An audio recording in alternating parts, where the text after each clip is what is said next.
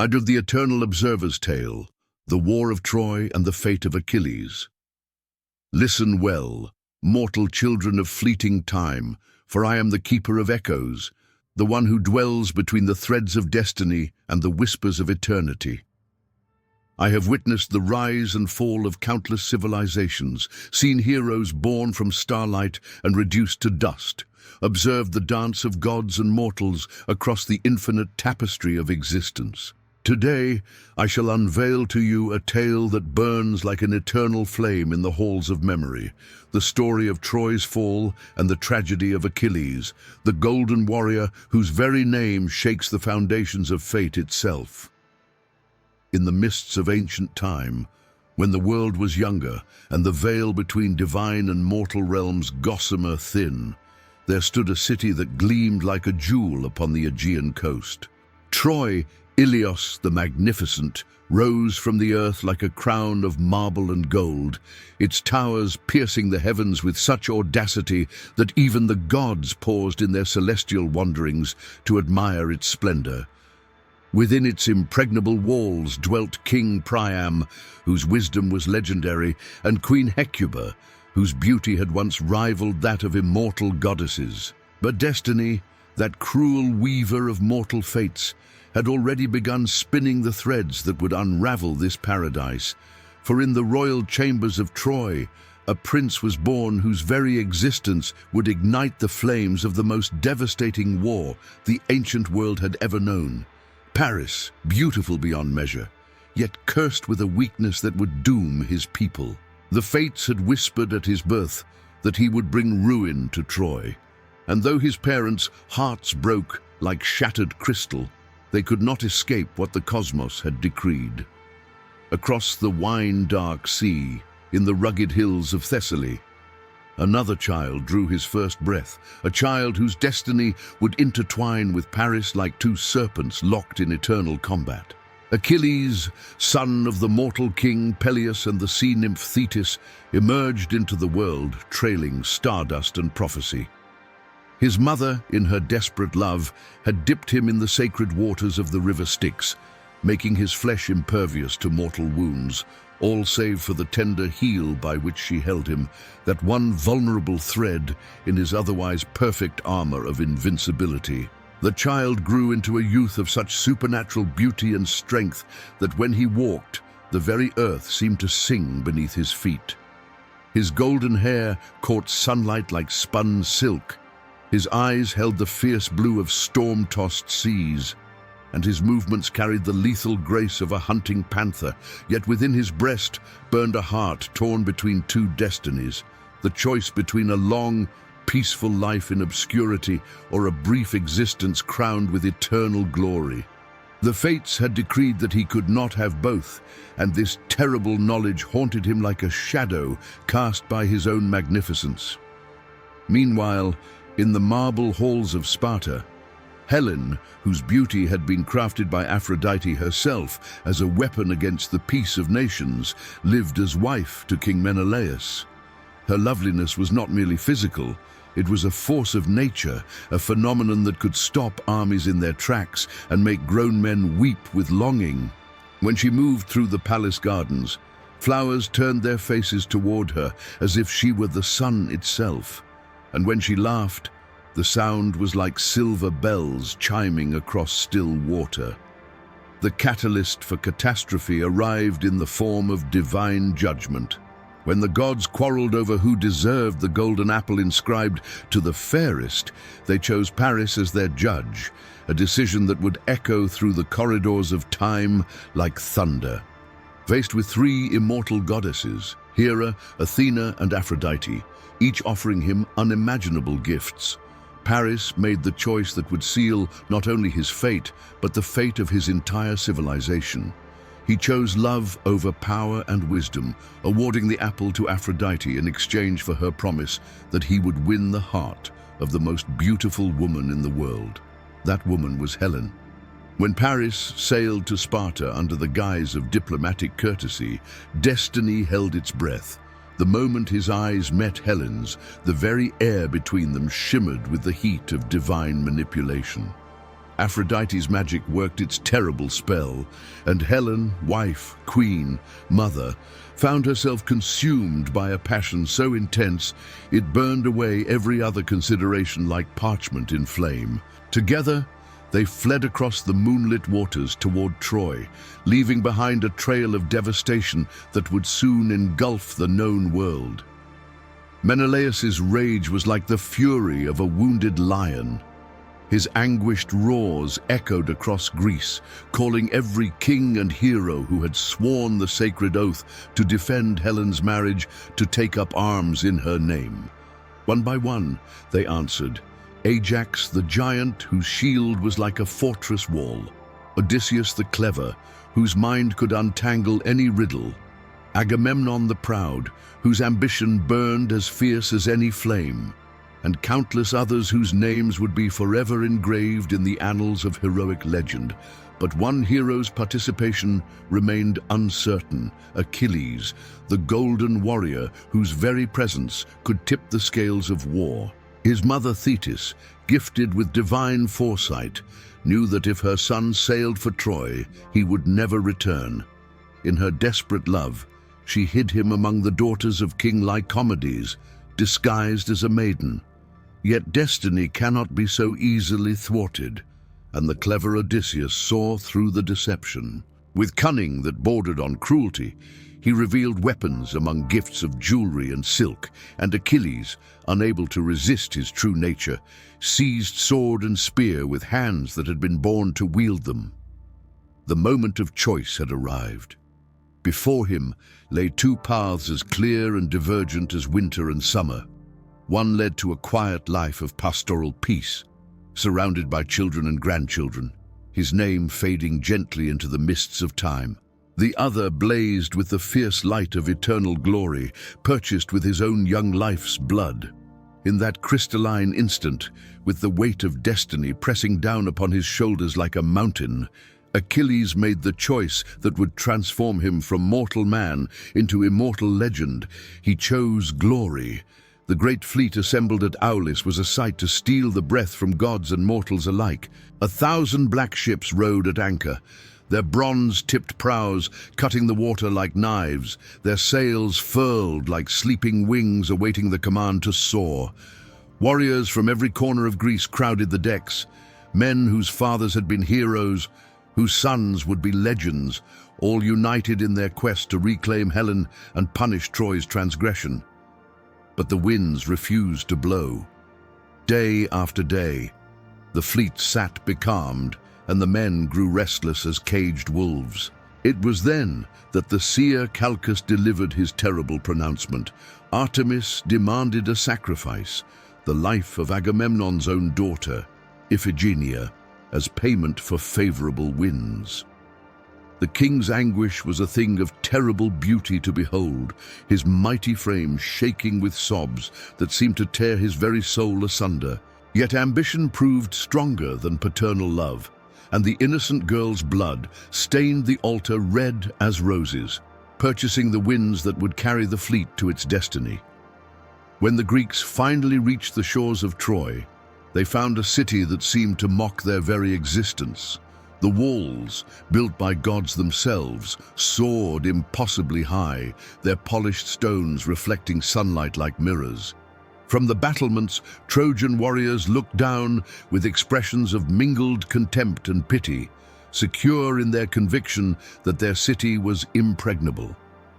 They could not have known that within their walls lurked the seeds of their own destruction, planted by Paris's theft and nurtured by divine wrath. The siege that followed stretched across 10 long years, each season marking another turn in the great wheel of fate. Heroes clashed like titans beneath the scorching sun, their bronze weapons ringing out a song of death that echoed across the plain. Cities fell to the Greek advance like dominoes, their treasures flowing into the conquerors' coffers. Their people sold into slavery chains that clinked like funeral bells. Through it all, Achilles blazed across the battlefield like a comet streaking through the heavens. His mere presence could turn the tide of battle, his war cry could freeze enemy blood in their veins, and his spear, The legendary ash-wood shaft gifted by the centaur Chiron never missed its mark. He was beautiful in battle, as other men were beautiful in song, moving through the carnage with a dancer's grace and a predator's lethal precision. Yet, beneath his glorious exterior, the shadow of prophesied doom grew ever darker. The rift between Achilles and Agamemnon came like a thunderbolt splitting an ancient oak. When the Greek king claimed Briseis, the Trojan princess whom Achilles had won as his prize, the young hero's rage was a thing of supernatural intensity. In that moment, all the accumulated frustrations of 10 years of warfare, all the knowledge of his approaching doom, all the fury of a lion whose prey has been stolen by a lesser predator, combined into a wrath that shook the very foundations of the earth. "Keep your war," he snarled, his blue eyes blazing with divine fire. "Keep your glory and your gold. I withdraw my spear from your service, and may the Trojans drive you screaming into the sea." With those words, he retired to his black ships, and suddenly, the war that had seemed nearly won began to slip through Greek fingers like sand. Without their greatest champion, the armies found themselves retreating step by bloody step, pushed back toward the shore by Trojan forces suddenly emboldened by their enemies' apparent weakness. It was then that Hector entered the tale in all his terrible glory. Crown Prince of Troy, beloved son of Priam, father and husband whose heart beat with love for his people. Hector was everything that Achilles was not, wise where the Greek was impetuous, dutiful where he was proud, temperate where he burned with passion. Yet in skill at arms and courage in battle, he was Achilles, equal, perhaps even his superior. When he led the Trojan charge against the Greek ships, it was as if the god of war himself had taken the field. The flames licked at the ships' wooden hulls like hungry tongues, and in that moment of supreme crisis, Achilles faced the first crack in his wall of pride. His beloved companion Patroclus, dearer to him than a brother, closer than his own shadow, came before him with tears streaming down his face like silver rivers. "Let me wear your armor," Patroclus begged, his voice breaking with desperate emotion. "Let me lead the Myrmidons in your name. Our friends are dying while you nurse your wounded pride like a sulking child." The words struck Achilles like physical blows, each syllable a dagger twisted in his heart. In that moment, he saw himself as his companions saw him, a petulant boy playing with destiny, while better men died for his wounded feelings. Yet still his pride would not let him bend. Instead, he made the compromise that would destroy everything he held dear. "Take my armor," he said, fastening the gleaming bronze about Patroclus's shoulders with hands that trembled like leaves in autumn wind. "Drive them back from the ships, but no further. Promise me, no further."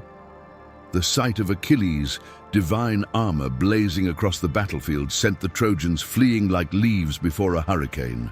Patroclus, intoxicated by victory and the rush of martial glory, forgot his promise and pursued them toward the very walls of Troy. It was there, beneath the towers where Paris and Helen watched from golden windows, that destiny finally closed its merciless grip.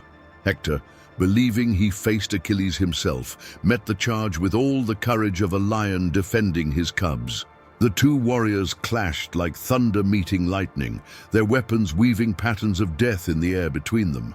But Patroclus, for all his courage and skill, was still only mortal, while Hector fought with the strength of a man defending everything he loved. The spear took Patroclus through the heart, piercing the divine armor as if it were silk. As he fell, his eyes found the distant ships where his beloved Achilles waited, and his last breath carried a single word across the blood-soaked plain: "Forgive." When news of Patroclus's death reached Achilles, his grief was a force of nature that seemed to crack the very cosmos. His anguished cry split the air like the trumpet blast of Judgment Day. so terrible that his immortal mother heard it in the depths of the sea and came rushing to his side, her silver hair streaming with foam and tears. The armor of Hephaestus that Thetis brought her son was more than mere bronze and leather. It was art transformed into instrument of vengeance, each piece crafted with divine skill and imbued with the fury of the gods themselves. When Achilles donned it, he ceased to be merely human and became something between mortal and deity, a creature of pure wrath and sorrow wrapped in gleaming metal. His return to battle was like the eruption of a volcano long dormant. The Trojan warriors, seeing him approach across the plain with the sun blazing from his divine armor, scattered like sheep before a wolf pack. Even Hector, brave beyond mortal measure, felt ice replace the blood in his veins as he faced the reality of confronting a hero transformed by grief into something approaching a god. Their final combat was not merely a duel between two warriors, but a collision between two different understandings of heroism itself. Hector fought for love, love of family, of city, of people who depended on him. Achilles fought from love as well, but love twisted into vengeance, corrupted by grief into something dark and terrible. Round and round Troy's walls they ran, destiny and doom chasing each other like shadows at sunset, while gods and mortals alike held their breath in anticipation of the outcome. When Achilles' spear finally found its mark, piercing Hector's throat above the rim of his armor, the Prince of Troy fell like a tower toppling, his life's blood watering the earth that had given him birth. But Achilles' vengeance was not complete with mere killing. In his grief-mad fury, he bound Hector's body to his chariot and dragged it around the city walls while Trojan women shrieked their anguish from the battlements above. For 12 days he desecrated the corpse, but the gods in their mercy kept it from corruption, preserving Hector's noble form as testimony to his virtue. It was old King Priam who finally broke the cycle of vengeance, coming alone and defenseless to Achilles, tent in the darkness of night, his white beard stained with tears, his royal robes replaced with the simple garments of a father mourning his son. The meeting between the grieving king and the wrathful hero was one of those moments when the universe holds its breath, when the choice of a single heartbeat can reshape the pattern of fate itself. Priam knelt before his son's killer and spoke words that penetrated even Achilles. Armor of rage. I do what no man before me has ever done. I kiss the hand of the man who killed my child. In that instant, Achilles saw not an enemy king, but a father's love that mirrored his own grief, and the ice around his heart began to crack. He raised the old man gently, and together they wept for Hector, for Patroclus, for all the sons and fathers who had fallen in this war that had consumed their lives like a ravening beast. The funeral of Hector was a magnificent tragedy, a symphony of sorrow that seemed to encompass the grief of the entire world. As the flames consumed the hero's body, carrying his spirit to whatever realm awaited noble souls, those who watched felt they were witnessing not just the end of a man, but the end of an age when honor and duty meant more than life itself. Yet even as Troy mourned its greatest defender, new champions rose to take his place. Penthesilea, queen of the Amazons, came with her warrior women like a silver storm sweeping across the battlefield. When she fell to Achilles' spear, her dying beauty was so terrible and pure that the hero wept even as he struck the fatal blow, realizing that in war, even victory tasted of ash and regret. Memnon of Ethiopia arrived like dawn itself, his dark skin gleaming with oils and his armor catching sunlight like trapped fire. He was Achilles, equal in all things, beauty, strength, divine parentage, and the shadow of early doom. Their combat was like watching two eagles fight in the heavens, magnificent and terrible, and doomed from the moment it began. But the thread of Achilles' fate, spun by powers beyond mortal comprehension, was approaching its end. Paris, beautiful, Weak Paris, who had started this great catastrophe with his theft of Helen, waited in the shadows of Troy's walls with his silver bow. The arrow he nocked was no ordinary shaft, but a thing of destiny guided by Apollo's own hand, aimed at the one spot where mortality could touch the otherwise invincible hero. The heel that Thetis had held when she dipped her infant son in Styx's waters, that single point of vulnerability in an otherwise perfect defense, called to the arrow like a magnet draws iron. When it struck, Achilles felt his immortal strength drain away like water from a broken vessel. He fell not with the crash of a falling titan, but with the gentle settling of a leaf that has finally found its rest. As darkness closed around his vision, Achilles saw at last the true cost of the choice he had made so many years before. Glory, yes, his name would echo through eternity, sung by poets not yet born, remembered when Troy itself was nothing but dust and legend. But the price, oh, the price was everything else. Love, laughter, the simple pleasure of watching sunrise paint the mountains gold, the joy of growing old surrounded by children's laughter. His funeral pyre burned for 17 days and nights, visible from ships far out at sea, a beacon of light marking the passing of the greatest hero the world had ever known. His mother's grief was a thing so terrible that dolphins threw themselves onto beaches rather than listen to her lamentations, and the very sea seemed to turn black with sorrow. The golden armor that had made him invincible became the prize in games held in his honor, won finally by clever Odysseus through wit rather than strength, a bitter irony that would have amused the dead hero had he been there to appreciate it. Troy's fall, when it finally came, was not through heroic combat but through cunning and deception, the famous wooden horse that carried Greek warriors into the heart of the city like a dagger concealed in a gift. As flames consumed the towers that had stood for generations, as royal blood watered the stones that gods had placed, as Helen finally returned to Sparta with her beauty intact, but her heart forever marked by the destruction she had witnessed, the age of heroes drew to its close. And so ends this tale of glory and doom, of choices made and prices paid, of heroes who burned bright as stars before falling into darkness eternal. Achilles achieved his immortality, yes, but at a cost that perhaps only now, across the gulf of centuries, can be fully understood. His name lives on when countless kings lie forgotten. His deeds inspire when empires have crumbled to dust. His story teaches when the wisdom of ages has been lost. Remember this, children of a softer age, every choice carries within it the seeds of destiny. Every moment of glory casts a shadow of equal darkness. And every hero must decide whether the price of immortality is worth the coin of mortality demanded in payment. The gods may forget, and mortals may die, but the echoes of our choices reverberate through eternity, shaping the world in ways we can never fully comprehend. Until the stars grow cold and the cosmos draws its final breath, the tale of Achilles and Troy will endure, a reminder of what mortals can achieve when they dare to reach for the impossible, and what they must sacrifice to grasp it.